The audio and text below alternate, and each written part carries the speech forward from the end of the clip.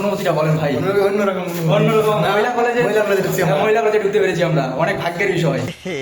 रहा नहीं जाता तड़प ही ऐसी है ना। বলেন দাদা, বলেন দাদা, বলেন। খুব ভালো লাগতেছে। এখানে আমরা যাওয়ার পর বুঝলাম অপূর্ব নুনু নরম।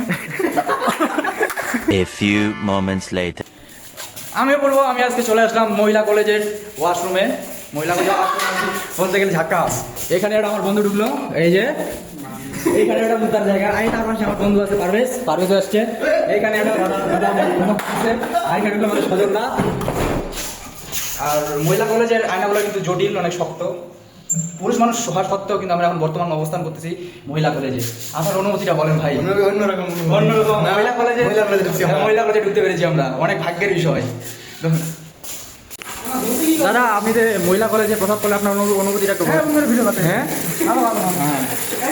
আপনার অনুভূতিটা বলেন দাদা। বলেন দাদা, বলেন। খুব ভালো লাগতেছে। ওই আমার কই আমার রিয়াদ বন্ধু, রিয়াদ তো তোমারটা বলো। তুমি বলবা না। তো এখানে আমরা যাওয়ার পর বুঝলাম অপূর্ব নুনু নরম।